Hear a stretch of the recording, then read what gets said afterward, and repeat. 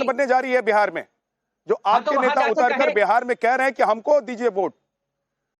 जी जी जी, आपकी आपकी समझदारी को मैं सलाम करता हूं। समाजवादी पार्टी के नेता जाकर बिहार में कहें कि एमआईएम को वोट दे दो, या कहें कि राकेश त्रिपाठी को वोट दे दो, क्यों कहेंगे?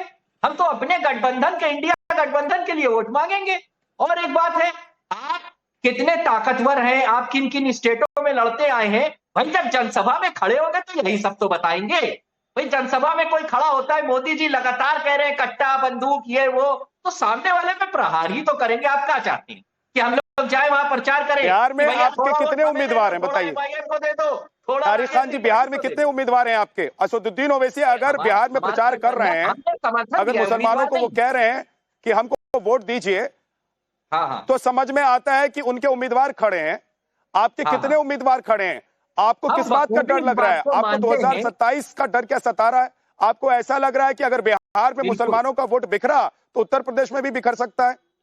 हम मानते हैं कि हम भारत की सबसे छोटी पार्टी है, लोकसभा में हमारे एक भी सांसद नहीं है, और इस छोटी पार्टी की, निहायत ही छोटी पार्टी, खतना सी जर्रा बराबर पार्टी को एक भी कैंडिडेट नहीं मिला। हम मानते हैं इस बात को, लेकिन कुछ हमारे साथी जो विचारधारा समाजवाद की वहां लड़ रहे हैं, हम उनको लड़ा रहे हैं। इस छोटी पार्टी की इतनी हैसियत नहीं है, हम लोग बहुत छोटे लोग हैं, गरीब लोग हैं, कुचलने वाले लोग हैं, राकेश त्रिपाठी जैसे लोगों द्वारा कुचले हुए लोग हैं, तो हम चले जाने के लिए तैयार हैं। बैठे, आप कुचलिए हमको, आप इतने सालों से कुचलते आए और कुचलिए, मगर हमें कैंडिडेट नहीं था। हम लोग गरीब लोग हैं भैया, बहुत गरीब लोग। इसलिए मैं कह रहा हूं, इन गरीब लोगों के पास इतनी बड़ी पार्टी नहीं है, आपको जवाब देना चाहते हैं, राकेश त्रिपाठी आपको जवाब देंगे। रुपए नहीं है बड़े भाई हम लोगों के पास, नहीं 5,000 करोड़ रुपए की हम लोग वहां जाकर पैसा खर्चा करें और पैसा देके कैंडिडेट खड़ा करें। वैसे तो कायदे में एमआईएम के नेता को आपको जवाब देना चाहिए। तारिक खान कह रहे हैं, और आपसे जो मैंने सवाल पूछा उससे ठीक है, बोलिए राकेश त्रिपाठी जी, बोलिए। देखिए, तारिक खान ने कहा कि भारतीय जनता पार्टी के द्वारा कुचले गए हैं। समाजवादी पार्टी का उदय भी हो सकता है, तारिक खान राजनीति में नए नए आए हो, लेकिन समाजवादी पार्टी का उदय तो आखिरकार कांग्रेस पार्टी के तानाशाही रवैये के कारण हुआ था ना। ये समाजवादी पार्टी, ये लालू प्रसाद यादव की राजनीति का उदय, मुलायम सिंह यादव की राजनीति का उदय, ये सारे उदय तो कांग्रेस की तानाशाही के खिलाफ हुए थे ना। उसी कांग्रेस को आप कह रहे हैं कि हम इंडी गठबंधन के साथ आज वहां चुनाव लड़ाने के लिए गए हैं। भाई 2023 में जब मध्य प्रदेश का विधानसभा चुनाव हो रहा था, जब अखिलेश यादव जी कमलनाथ का के लिए घंटों इंतजार कर रहे थे, तब तो उन्होंने मना कर दिया था कि नहीं, इंडी गठबंधन जो है वो राज्यों के विधानसभा चुनाव के लिए नहीं है, वो लोकसभा चुनाव के लिए रखा गया, आम चुनाव के लिए रखा गया। राज्य के चुनाव में तो कहीं इंडी गठबंधन काम नहीं कर रहा है। ऐसे में आपका यह तर्क बेहद खोखला है कि आप इंडी गठबंधन के लिए वहां वोट मांगने गए हैं।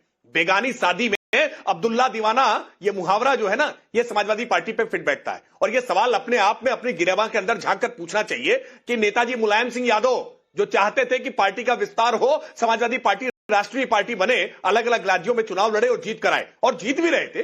बिहार में आपका प्रभाव हो गया था समाजवादी पार्टी का, मध्य प्रदेश में प्रभाव हो गया था, कर्नाटक तक में, गुजरात तक में जाके समाजवादी पार्टी चुनाव लड़ने लगी थी। लेकिन क्या हुआ, जब से अखिलेश यादव जी ने पार्टी पर कब्जा किया, तब से समाजवादी पार्टी लगातार छोटी होती चली गई। और आज कैसे बेगानी शादी में अब्दुल्ला जाकर दीवाना हो रहा है। ये सारी पीड़ा केवल इसलिए है कि कैसे भारतीय जनता पार्टी को रोका जाए, कैसे मुसलमानों को डराया जाए, और मुसलमानों को कैसे वोट बैंक बना करके अपना बैंक बैलेंस ठीक रखा जाए। लेकिन चलेगा नहीं। आज देश का मुसलमान अपने आप को महसूस कर रहा है कि उसके हक हुकूक भी जो है वो किसी से अलग नहीं है। उसके लिए भी भूख वैसी ही है जैसे किसी हिंदू के लिए है, उसके लिए भी सुरक्षा का एहसास वैसा ही है जैसा किसी हिंदू के लिए है। और आज इस मानकों पर, आज चाहे वो भारतीय जनता पार्टी की सरकार अलग अलग राज्यों में हो या राष्ट्रीय जनतांत्रिक गठबंधन की आज गठबंधन की सरकारें हो, हमने आज सरकारों ने डिलीवर करके दिखाया है, सुशासन स्थापित करके दिखाया है। और इसीलिए आपकी मजहब परस्ती की राजनीति आज पूरी तरह से पीछे ढकेल रही है, पीछे हट रही है। और इसी नाते आप परेशान हैं, लेकिन आप परेशान रहिए, तारिक खान बहलाने की कोशिश करिए। बिहार का मतदाता बहलाने वाला नहीं है, और इस बार चुनाव विकास के मुद्दे पर हो रहा है। जवाब ले लीजिए। देखिए, जब आपने जिक्र किया कि कांग्रेस के विरोध में बनी, त्रिपाठी जी आप बिहार सोच रहे हैं, वो उत्तर प्रदेश के लिए सोच रहे हैं, वो भविष्य को देख रहे हैं। बिहार में उनको अपना भविष्य दिखाई दे रहा है, इसलिए शायद इतनी मशक्कत हो रही है। तारिक खान साहब, आप जवाब देना चाहते हैं राकेश त्रिपाठी जी को? 20 सेकंड में जवाब दीजिए, उसके बाद आगे बढ़ो। कह रहा हूं, समाजवादी पार्टी कांग्रेस के विरोध में मैं बनी थी, जनता पार्टी बनी थी, उसमें आप भी साथी में थे साहब, और आपके दर्द को मैं नमन करता हूं। जो आपका प्रेम है समाजवादी पार्टी के लिए, मैं आपको तो आमंत्रित करता हूं, आइए ज्वाइन कर लीजिए कि आप राष्ट्रीय पार्टी बनाने के लिए समाजवादी पार्टी को इतना व्याकुल है, नेताजी के प्रति इतना प्रेम है, जिनके मुंह से नेताजी के लिए तमाम विष गिरते हुए मैंने खुद सुना है, देखा है। आज उनके मुंह से और उनकी वाणी से समाजवादी पार्टी के लिए जो प्रेम टपक रहा है, उसको मैं लपेट के अपने सीने में रखे ले रहा हूं। आपको जब आगे आप डिबेट में मिलेंगे मुझको और समाजवादी पार्टी के बारे में कुछ कहेंगे, तब मैं वापस करूंगा जो प्रेम आपने आज दिखाया है कि बन जाए सब नेताजी का सपना, बन जाए समाजवादी पार्टी राष्ट्रीय पार्टी, ये प्रेम को मैं नमन कर। ठीक है सर, ठीक है सर, ओके। मोहम्मद फैज खान साहब, हम तो बेगानी शादी में अखिलेश दीवाने हो रहे हैं या अखिलेश यादव की पार्टी समाजवादी पार्टी को यह लग रहा है कि बिहार में अगर वोट बटा इस चुनाव में तो 2027 के चुनाव में उत्तर प्रदेश में भी हावी हो जाएंगे असदुद्दीन ओवैसी, और समाजवादी पार्टी जो एमवाई का समीकरण लेकर चलती है उसको इस बात का डर सता रहा है कि एम अलग हो रहा है धीरे धीरे। क्या हो रहा है?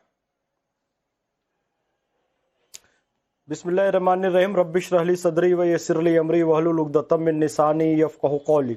बिरादरान हिंद, अस्सलाम वालेकुम रहमतुल्लाहि व बरकातहू। जय हिंद, भारत माता की जय। विद्यानाथ भैया, ओवैसी साहब से हम लोगों का सैद्धांतिक मतभेद रहता है, लेकिन जब जब उन्होंने अच्छा काम किया है हमने उन्हें सैल्यूट किया है।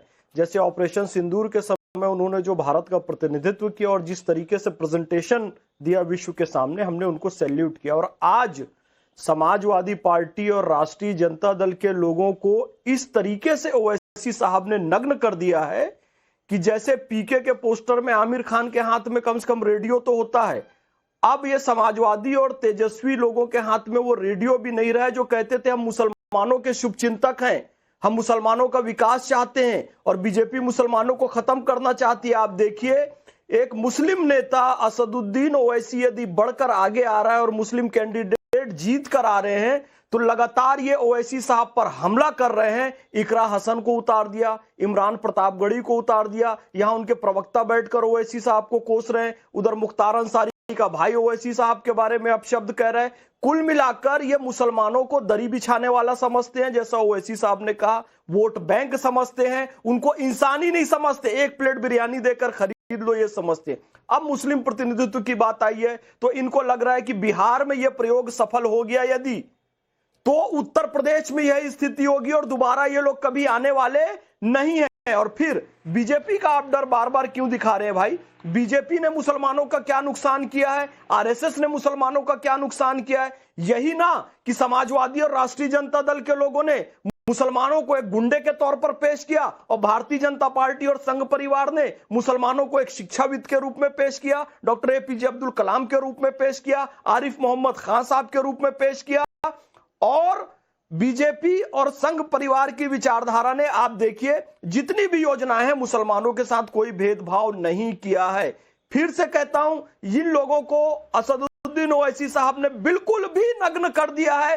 अब यह कहने लायक नहीं है कि मुसलमान हमारे हैं और हम मुसलमानों का प्रतिनिधित्व चाहते हैं, बिल्कुल यह झूठ बात थी। और फिर मैं कह रहा हूं, आप सचमुच में चाहते हैं कि मुसलमानों का प्रतिनिधित्व मिले तो ओवैसी साहब की पार्टी के विधायकों को अपनी पार्टी में मिलाना बंद करो। 5 विधायक जीत कर आए थे, उनको प्रलोभन देकर, भय देकर आपने अपनी पार्टी में मिला लिया, तो यह हरकत बंद कीजिए। और फिर से कहता हूं, ओवैसी साहब जो कर रहे हैं बिल्कुल ठीक कर रहे हैं। और समाजवादी पार्टी की इकरा हसन अपने आप को मुस्लिम यदि कहती है तो भाई सपोर्ट करो ना, क्यों अपने अखिलेश यादव के चमची बनकर तुम घूम रही हो और एक मुस्लिम लीडरशिप का विरोध कर रही हो? ऐसे तो खुद को बड़ा मुस्लिम मुस्लिम कहते हैं। एक्सपोज हो चुके हैं विद्या भैया, ये लोग पूरी तरीके से एक्सपोज हो चुके हैं। ठीक है फैज खान साहब, ओके। डॉक्टर पवन राव अंबेडकर जी, क्या आप लोगों ने मुस्लिम वोट बैंक में सेंध लगा दिया, इसीलिए बिहार चुनाव में समाजवादी पार्टी को ट्रेलर दिखाई देने लगा? और 2027 में क्या होगा, इस बात से अखिलेश यादव इतने परेशान अभी से हो गए हैं कि अपने बड़े बड़े नेताओं को एक भी सीट पर चुनाव नहीं लड़ने के बावजूद उतार रहे हैं वो लोग। बहुत बहुत धन्यवाद विद्यानाथ साहब। देखिए, मुस्लिम वोट बैंक में किसने सेंध लगाई थी, हम उसकी पोल खोल रहे हैं। हम उन मुसलमानों को बता रहे हैं कि जिन लोगों ने आपके वोटों की खैरात पर सत्ता पाई और सत्ता पाने के बाद आपके ऊपर शोषण करने का काम दिया, हम उन मुसलमानों को जगाने का काम कर रहे हैं। हम उन मुसलमानों को जगाने का काम कर रहे हैं जिनके लिए इन्होंने कभी आवाज नहीं उठाई। आज इनको अपनी जमीन खिसकती हुई नजर आ रही है, चाहे अखिलेश यादव जी हो, चाहे तेजस्वी यादव जी हो। और इससे सबसे बड़ी स्थितियों को अगर आप देखेंगे तो कांग्रेस की हालत ऐसी हो गई है ना, सिर्फ कटोरा लेकर के खड़े हैं। कभी तेजस्वी के आगे कटोरा लेकर के खड़े हो जाते हैं, कभी जो है अखिलेश यादव जी के सामने खड़े। तो कांग्रेस का तो अस्तित्व ही लगभग समाप्ति की ओर है। अगर इमरान प्रतापगढ़ी को बात करनी है ना मुसलमानों की, अगर उनके हित की बात करनी है, तो ये आवाज भी तो उठानी चाहिए। तेजस्वी यादव से पूछना चाहिए ना कि पिछले इतने वर्षों से आपको मुसलमानों ने वोट दिया, मुसलमान इतने गुर्बत में क्यों हैं? इकरा हसन साहिबा को यह भी पूछना चाहिए ना कि क्या ये स्वतंत्र रूप से मुसलमानों को रिप्रेजेंटेशन कर सकती हैं? आज अगर ये सत्ता में है, अगर ये एमपी है, तो ये खैरात पर है, मुसलमानों की खैरात पर ये सांसद बनी हुई है। अफजल अंसारी साहब कह रहे हैं, अफजल अंसारी साहब व्यक्तिगत राजनीति करते हैं। इस देश के या उत्तर प्रदेश के मुसलमानों के दर्द को उन्होंने कभी बयां नहीं किया। आज आप यहां पर सब लोग बैठे हैं ना, पूरा पैनल बैठा है, अफजाल साहब का एक भी आंदोलन दिखा दीजिए जो मुसलमानों के ऊपर हो रहे अत्याचार के खिलाफ रहा हो। आज ये किसकी गोद में बैठे हैं? समाजवादी पार्टी की गोद में। समाजवादी पार्टी की डिप्पल साहिबा को किस तरह से अभद्र भाषा का इस्तेमाल करके ये बदनाम करते हैं, या किस तरह की भाषा है, आज उनकी गोद में बैठ करके सांसद बने हैं। अब्बास अंसारी साहब की भाषा को सुन लीजिए, किस तरह का बयान दिया अखिलेश यादव के नहीं है पवन राव जी। पवन राव जी, इस बात में तो दो राय नहीं है ना कि आप लोग वहीं पर चुनाव लड़ रहे हैं जहां पर 70 और 80% मुसलमान हैं। विद्यानाथ साहब ये बताइए, आप अगर देश की पार्टी है, हैदराबाद से निकलकर बिहार महाराष्ट्र तक जा रहे हैं, तो आप लोगों को उन सीटों पर भी चुनाव लड़ना चाहिए जहां पर मुस्लिम आबादी कम है। हाँ, इसका जवाब सुन लीजिए ना, ये लोग क्यों नहीं आए थे जब हम मुसलमानों की आवाज को उठा रहे थे? ये लोग आज जब चुनावी जो बैठक की तरह जो बात कर रहे हैं ना, टक टक टक की बात